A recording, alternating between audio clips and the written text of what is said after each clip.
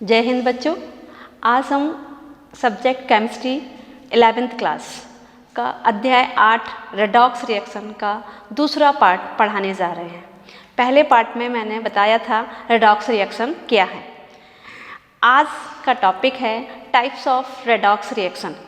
तो फर्स्ट है combination reactions. Combination मतलब है जुड़ना।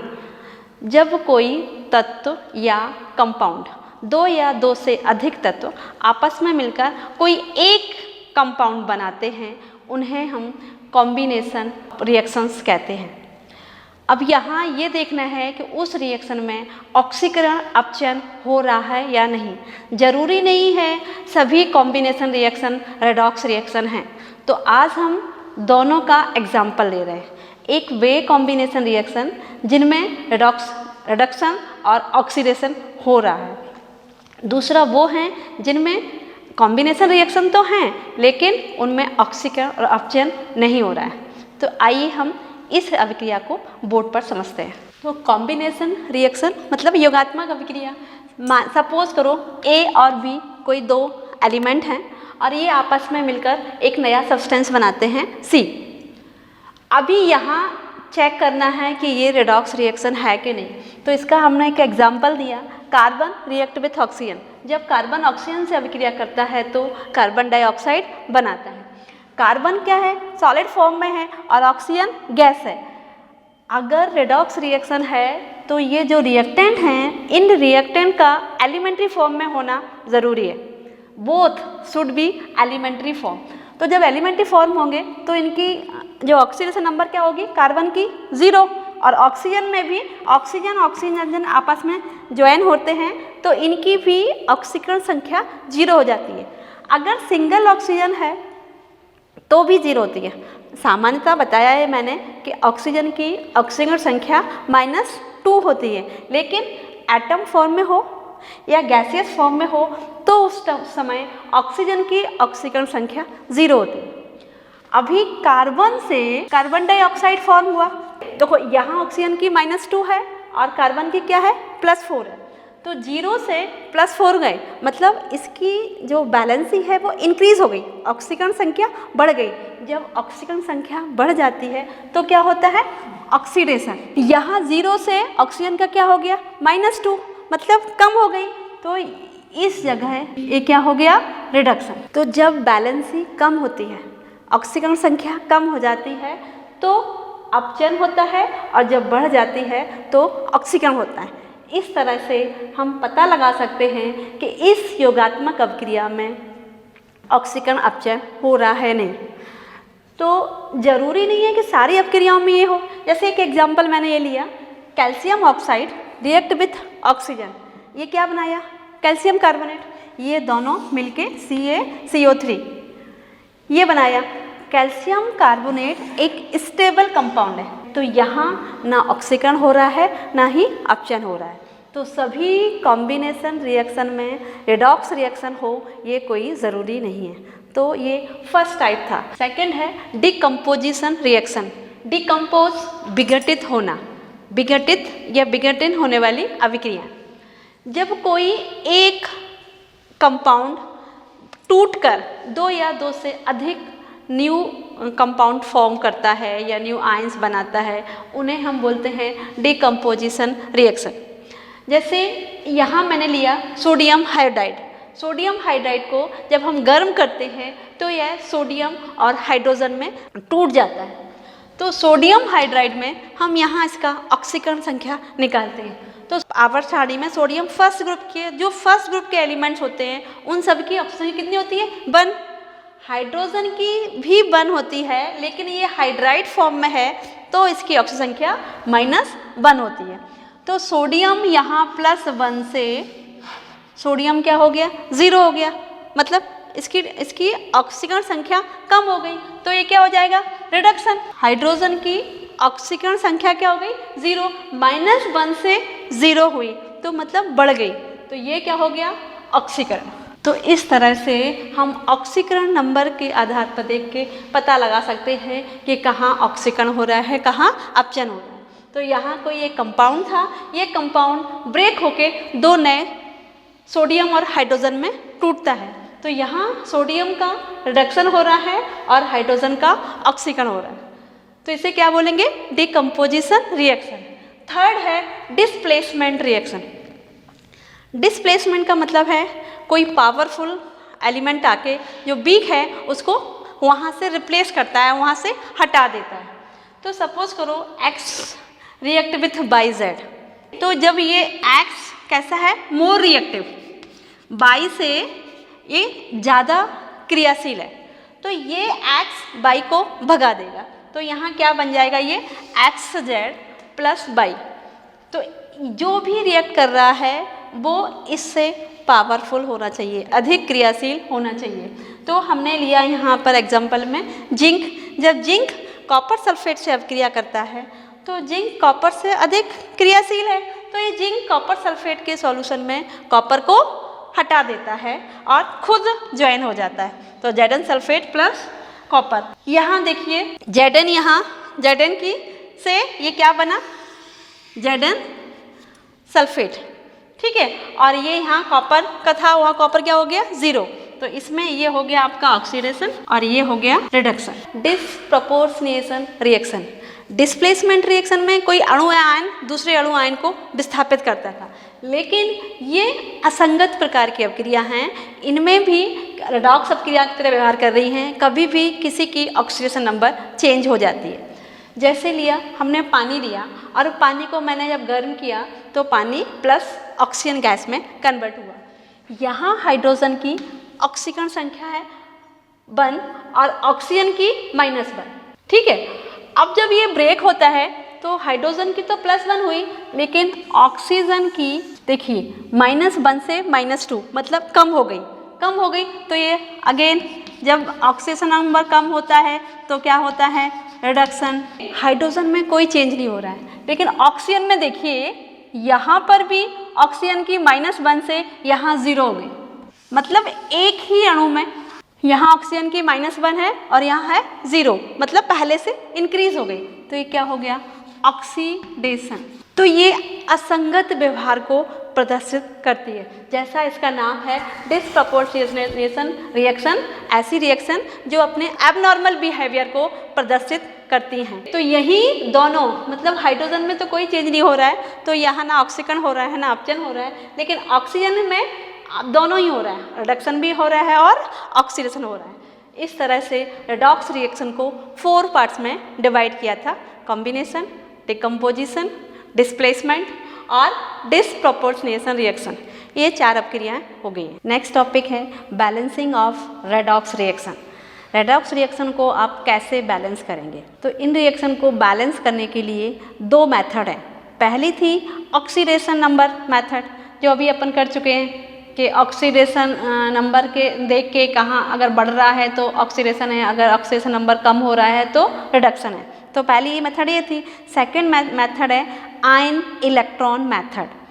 आयन इलेक्ट्रॉन मेथड के कुछ नियम हैं।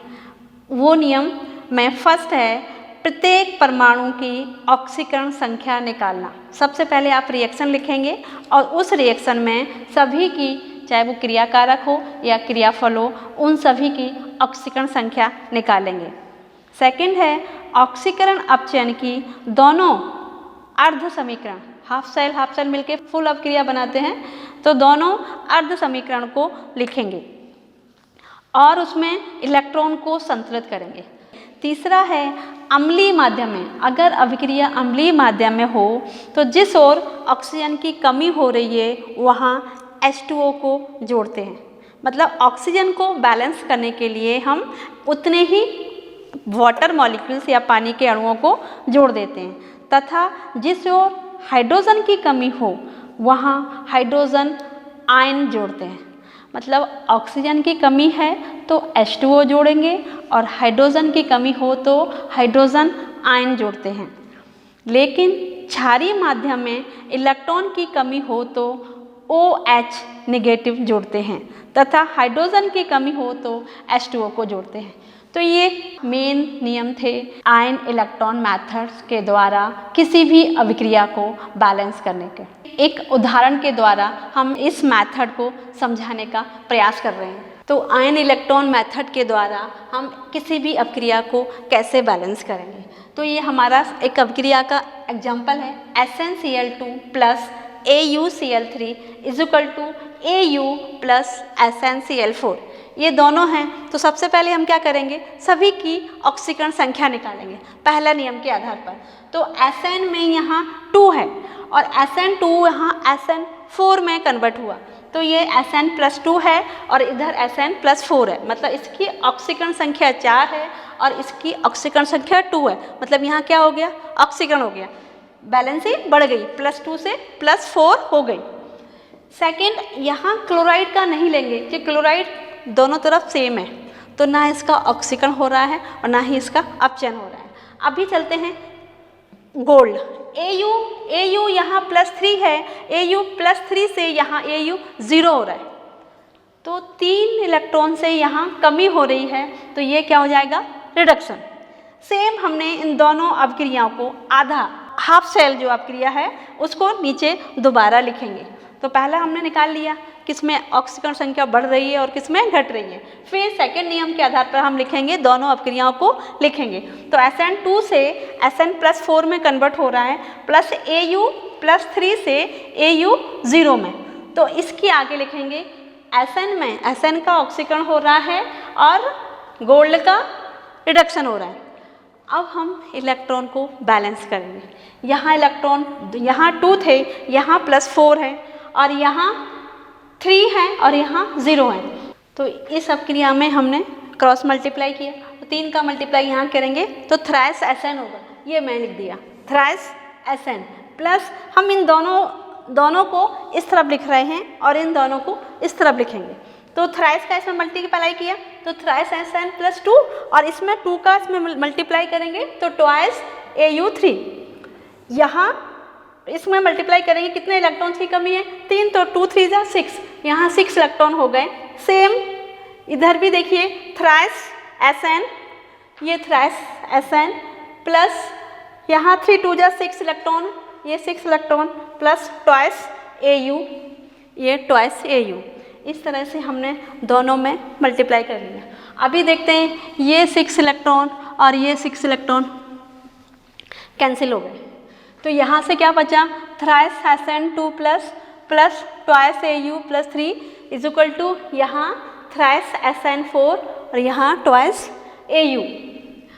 अभी अपनी जो ओरिजिनल रिएक्शन थी स्टार्टिंग से वो देखते हैं। तो SnCl2 में हमने 3 का मल्टीप्लाई किया, तो thrice SnCl2 plus twice AuCl3 is equal to Au plus stannic chloride SnCl4। अब ये अभिक्रिया बैलेंस हो गई। तो किसी भी अभिक्रिया को बैलेंस करने के लिए, संतुलित करने के लिए 2 मेथड हैं, ऑक्सीजन नंबर के थ्रू, दूसरा इलेक्ट्रॉन आयन के द्वारा किसी भी अपक्रिया को बैलेंस कर सकते हैं। ऐसे ही बहुत सारे एग्जाम्पल लेकर आप लोग प्रैक्टिस करेंगे तो ये क्लियर हो जाएगा। नेक्स्ट टॉपिक है SHE, standard hydrogen electrode potential. तो कैसे हाइड्रोजन SHE में कन्वर्ट होता है, तो क्या करना है, 25 डिग्री सेंटीग्रेड टेम्परेचर पर और 1 वायुमंडल दाब और 1 मोलर सांद्रता पर हाइड्रोजन गैस SHE का निर्माण करती है।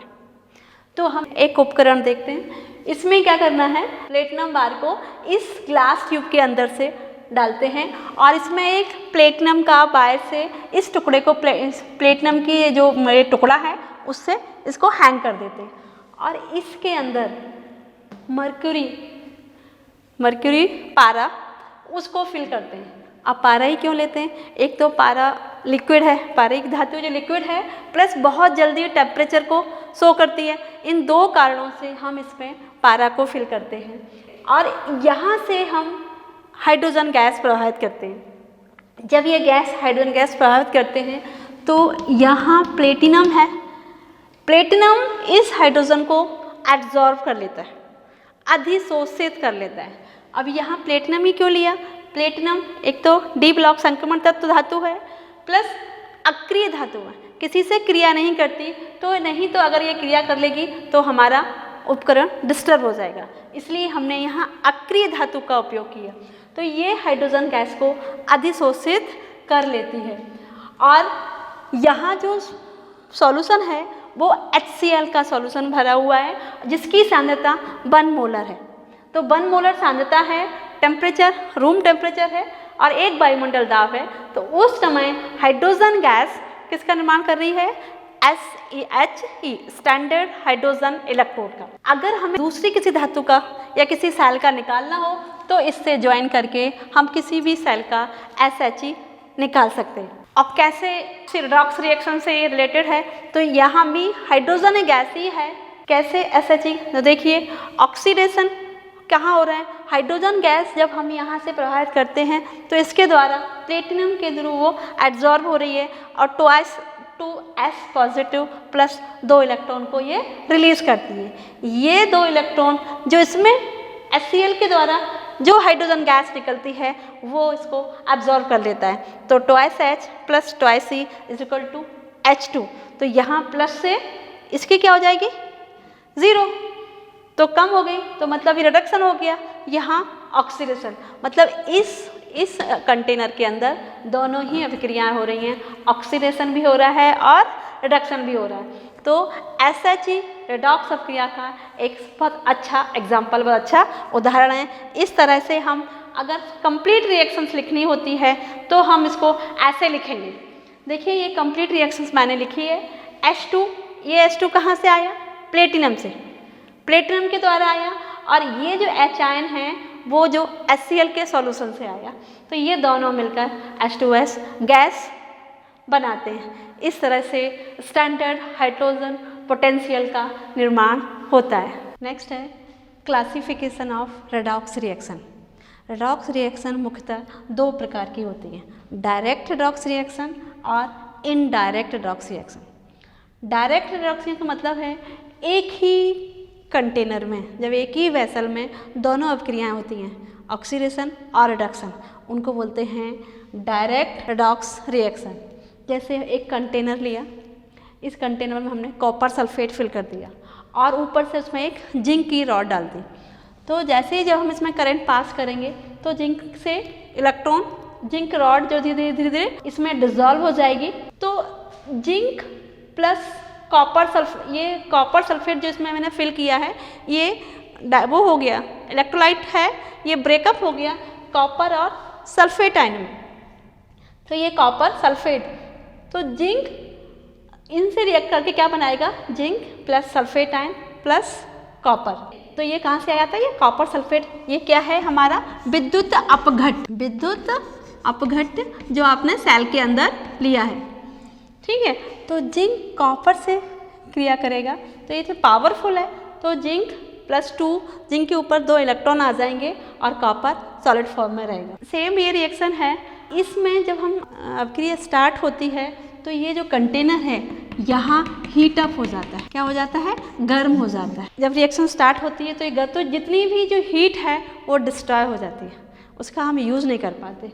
इस हीट का, इस एनर्जी का, इस ऊष्मा का उपयोग करना है तो फिर हमें इनडायरेक्ट मेथड का यूज़ करेंगे।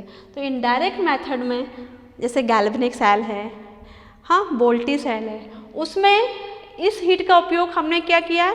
इलेक्ट्रिसिटी प्रोड्यूस की है।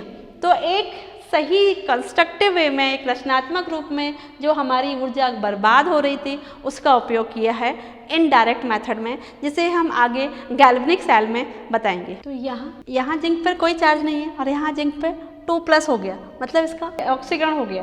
तो जिंक रॉड, जो इसमें जिंक रॉड डाली थी, उसका मास धीरे धीरे इसमें घुल रहा है तो उसका मास कैसा हो जाएगा? कम हो जाएगा। तो जिंक रॉड का द्रव्यमान कम हो जाता है और कॉपर से इलेक्ट्रॉन ले लेता है और ये सारा जो भी कॉपर है, कॉपर 2+ से कॉपर सॉलिड में कन्वर्ट हो गया और ये कॉपर इस वेसल में, इस पात्र में इकट्ठा हो जाता है। तो यहाँ ये है डायरेक्ट मेथड। बस इस डायरेक्ट मेथड में यही है कि इस रिएक्शन में, इस अभिक्रिया में जो भी ऊर्जा निकलती है, जो भी ऊष्मा निकलती है, वो ऊष्मा बेकार हो जाती है। तो सेकंड हमारा है इनडायरेक्ट मेथड। इनडायरेक्ट मेथड में क्यों कहते हैं? क्योंकि उसमें 2 अलग अलग कंटेनर रहते हैं। जैसे इस एक ही कंटेनर में सारी रिएक्शन हुई थी, वहाँ उसे बोलते हैं हाफ सेल। 2 हाफ सेल लेते हैं और दोनों हाफ सेल को हम सॉल्ट ब्रिज से जोड़कर अभिक्रिया कराते हैं। तो उसमें जो भी ऊष्मा यहाँ बर्बाद हो रही थी, वहाँ हम कुछ भी यूज़ करके, जैसे अगर आपने बल्ब लगा दिया तो उस हीट से हम उस बल्ब को जला लेते हैं। तो केमिस्ट्री का ये मेन प्रिंसिपल था कि इस वेस्टिंग जो हीट बर्बाद हो रही है उसका यूटिलाइज़ करें, उसका यूटिलाइज़ कर लिए। अब उसको किस फॉर्म में यूटिलाइज़ करें, ये फिजिक्स का सिद्धांत है। वो कुछ भी बनाए, चाहे वो ओम्स लॉ बनाए या जूल्स लॉ बनाए, किस पर डिपेंड करता है कि वो कैसे उस ऊष्मा का उपयोग कर रहे हैं। नेक्स्ट था इनडायरेक्ट रेडॉक्स रिएक्शन। इसको इनडायरेक्ट क्यों बोला है, क्योंकि इसमें दोनों रिएक्शन, इसको बोलेंगे हाफ सेल, इसको बोलेंगे अर्ध सेल, दोनों अर्ध सेल मिलके बोलेंगे पूर्ण सेल। तो ये सेल की अभिक्रिया हैं एक तीसरे माध्यम पर निर्भर कर रही हैं। यहाँ ये मैंने वायर के द्वारा इन दोनों को जोड़ दिया है, ठीक है। ये वायर भी क्या है, कंडक्टर है, चालक का काम करता है, किसी दूसरे पर निर्भर रह रही हैं, इसलिए इसको बोलते हैं indirect redox reaction. Direct reaction में एक ही कंटेनर में सारी अभिक्रियाएँ हो रही थी, यहाँ दोनों अभिक्रियाएँ अलग अलग हो रही हैं। दो कंटेनर लिए हैं मैंने, एक कंटेनर में हमने जिंक सल्फेट भरा है, एक में कॉपर सल्फेट भरा है। जिंक सल्फेट में जिंक की रॉड डाली हुई है, तो ये एक कंटेनर में हमने जिंक सल्फेट फिल किया है और दूसरे कंटेनर में कॉपर सल्फेट। जिसमें जिंक सल्फेट फिल किया है उसमें जिंक की रॉड डालेंगे और इसमें कॉपर सल्फेट फिल किया है उसमें कॉपर की रॉड डालेंगे। अब ऐसा क्वेश्चन उठता है कि इसमें जिंक की रॉड क्यों डाला या जिंक को जिंक सल्फेट में क्यों डाला। सेम डालोगे तभी अभिक्रिया होगी, अगर अलग करेंगे तो ये क्या होगा, जब हम इसके के द्वारा ऑन करेंगे तो करंट पास होगा। तो जैसे ही करंट पास हुआ इलेक्ट्रॉन यहाँ से स्टार्ट हो जाएंगे। जिंक क्या करेगा, इलेक्ट्रॉन यहाँ से ये इलेक्ट्रॉन मूवमेंट शुरू हो जाएगा। अगर इसको यहाँ दूसरे इलेक्ट्रोलाइट भर देते तो ये यहाँ जाता ही नहीं, ये यहीं अभिक्रिया कर लेता है ना। इसीलिए जो भी आपने रॉड लिया उसी के आधार पर आपको विद्युत अपघट्ट लेना। तो यहाँ जिंक में जिंक सल्फेट लिया, सेम कॉपर में कॉपर सल्फेट लिया।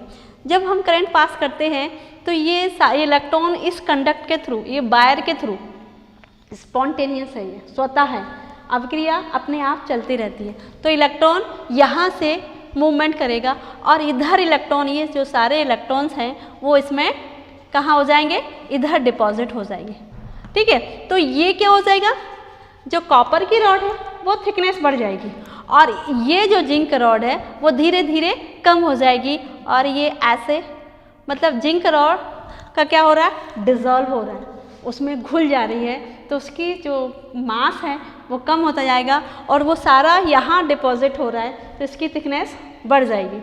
जैसे ही करंट पास करेंगे ये इलेक्ट्रॉन मूव करेगा।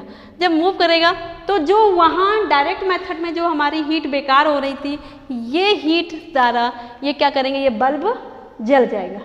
तो एक तो हमने वो उस हीट का सही उपयोग कर लिया इस बल्ब को जला के, और यहाँ अभिक्रिया संपन्न होगी। तो यहाँ कॉपर और ये जिंक, पूरा जिंक के सारे इलेक्ट्रॉन्स वो क्या हो जाएंगे, वो यहाँ पर स्टोर हो जाएंगे, इकट्ठे हो जाएंगे और ये क्रिया चलती रहेगी। तो इसको हम क्या बोलते हैं, ये सबसे पहले गैल्वेनिक और वोल्टी, ये दो लोग थे जिन्होंने इस पर काम किया, इसलिए इसको हम गैल्वेनिक सेल कहते हैं। गैल्वेनिक सेल में क्या सिद्धांत हो गया, यहाँ मैंने केमिकल से, रसायन से विद्युत ऊर्जा बनाई। तो यह एक वह सिद्धांत है जिसमें रासायनिक ऊर्जा को हम विद्युत ऊर्जा में परिवर्तित कर देते हैं, इसे ही गैल्वेनिक सेल कहते हैं। और जो दोनों रिएक्शन को जो जोड़ रहा है उसको हम क्या बोलते हैं, सॉल्ट ब्रिज। तो ये अभिक्रिया एक दूसरे वायर पर निर्भर करती है, इसलिए इसको इनडायरेक्ट रेडॉक्स रिएक्शन कहते हैं। और सबसे पहले गैल्वेनिक और वोल्टी ने इस सेल को बनाया था, इसलिए इस सेल का नाम गैल्वेनिक सेल और वोल्टी सेल भी है। बाकी सारी अभिक्रियाएं जैसे उसमें हुई थी वैसे ही है और कोई अंतर नहीं है, डायरेक्ट और इनडायरेक्ट दोनों सेम है, सिर्फ उसमें जो हीट वेस्ट हो रहा था उस हीट का इसमें हमने यूटिलाइज किया। तो इस तरह से ये चैप्टर ख़त्म होता है। इस चैप्टर में हमने 2 पार्ट में जितनी भी चीज़ें एक्सप्लेन की हैं उन पे आधारित कुछ क्वेश्चंस आपको होमवर्क में देते हैं। तो पहले यहीं से स्टार्ट करते हैं। फर्स्ट क्वेश्चन है SHE का फुल फॉर्म, उसकी क्रियाविधि और उसका डायग्राम बनाकर समझाइए। सेकंड क्वेश्चन है रेडॉक्स रिएक्शन को इलेक्ट्रॉन आयन मेथड के द्वारा कैसे संतुलित करेंगे। इसके बाद है रेडॉक्स रिएक्शन कितने प्रकार की होती हैं, उदाहरण देके समझाइए। ऑक्सीडेशन रिडक्शन क्या है, और कैसे किसी भी कोई भी कंपाउंड है उसकी ऑक्सीकरण संख्या कैसे निकालेंगे, ये सारे क्वेश्चंस आप लिखेंगे। आशा है कि ये आपको ये चैप्टर पूर्णतः समझ में आया होगा। Thank you. जय हिंद।